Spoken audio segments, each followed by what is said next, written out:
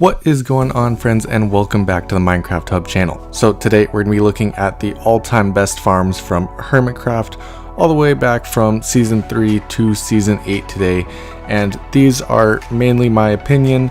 It's not anything about the drop rates or the XP that it gives, anything like that. It's just my favorite farm designs and things like that. So if you guys have different opinions or farms that you think should be on this list, leave a comment in the section down below and let me know what you think. So starting off with our first farm, you can see it right here. It is Mumbo Jumbo's Enderman farm, and in season 8 he's not allowed to kill any entity in Minecraft, which includes Enderman, so he has to come up with innovative ways to make them die on their own without him necessarily killing them. The way he figures this out is by dropping them onto dripstone, which will make them die and drop all the ender pearls that he will need throughout the entire season within the first 5 minutes of him building it. This farm makes my list because it is not a traditional Enderman farm and it uses different mechanics such as the dripstone and also the different kill chambers rather than one singular kill chamber. It is highly efficient and makes a lot of noise, as all Enderman farms do, but this one looks absolutely insane when they're all falling in the single tubes, so I thought it was great to put on the list. Next up, we are looking at the same episode of Mumbo Jumbo's Hermitcraft Season 8, and this is the Blaze Spawner mob farm that he builds, using some different mechanics, including a wolf, in order to actually kill the blaze and get the blaze rods. I included both these farms just because they're innovative, brand new ideas that really aren't used, mainly because they're not as effective as the normal ways of dropping these items, so I definitely thought they were interesting to include on this list. Also, the fact that he built this in the Hermitcraft world without being able to kill any mobs makes it all the more impressive, because if you saw the episode, you know how difficult it was, and he ended up dying like 3 or 4 times. Next up, we are looking all the way back at Tangotech's Iron Titan farm design, and this was a major iron farm that worked all the way back in 1.8, and it was absolutely insane how efficient it was. It produced about 2600 iron an hour and looks absolutely incredible with all the doors and everything like that going on. Definitely very different from today's iron farm design, so it's very interesting to look back at the old designs that they used before. What's really interesting about this is that Tangotech wasn't actually on the Hermitcraft server yet as a hermit when he did these designs, but he actually was invited to come onto the Hermitcraft server and make these designs for them so that they could use all the iron that they needed, and he was eventually finally invited as a full-time hermit on the server. Definitely a huge blast from the past looking at these farm designs, and it's very interesting to see how much work you had to put into these early day iron farms as opposed to now, where it's just, you know, small little platforms with villagers and then the drop in the middle. Next up, we are looking at Impulse's Wither Skeleton farm design that he used in the Hermitcraft Season 7, and this thing is absolutely insane. It produces so many wither skulls, honestly the most I've ever seen from a farm design. He's of course using a looting 3 design with a drop chamber, and they're all spawning on top in the nether on wither roses, and that's how he manages to weed out all the other mobs and things like that and only get the wither skeletons. This chest was after just a few hours of AFKing and killing all the withers that came down, and as you can see, he managed to get way more wither skeleton skulls than you'll ever really need on your Minecraft worlds.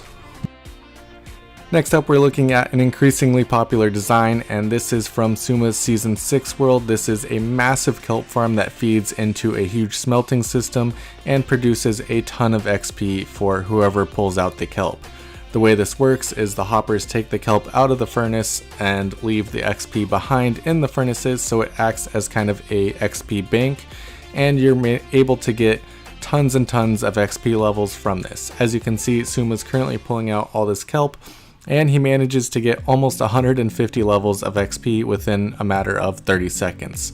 So these farms are highly efficient for keeping your XP quick and easy, and it's not something that you really have to worry about as much, and you can leave the kelp there as long as you want and pull it out just when you need the XP. I believe Mumbo is also going to be working on one of these in Hermitcraft Season 8 since he's not able to kill any mobs, and this is probably the best way for him to get XP. Next up, we are looking at Impulse's Hermitcraft Season 7 Ice Farm. And the reason I included this, not only does it produce a lot of ice, but the design that Impulse went for with this base looks absolutely incredible as the finished product. He put a ton of detail into the towers and every part of this build, and so I definitely had to include it in today's episode because it looks absolutely amazing. This is the Ice Fortress. Ice is one of the most useful blocks in Minecraft because it can be used especially in auto farms for all the item sorting systems, and especially for creating roads in the Nether to get places very fast without using an elytra. Of course, all this needs to produce a ton of ice, so Impulse decided to build that massive farm. The next one we are looking at isn't just one farm, but rather a district of farms, and that is Mumbo Jumbo's Season 7 Industrial District.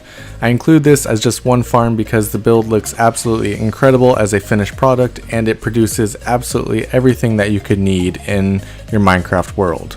This farm produces sugarcane, kelp, a ton of mob related items with the massive quad mob farm at the top of it, pumpkins, cobblestone, absolutely everything, and that's why I had to include it in today's video, and I just kept it as one because of how it's built all together.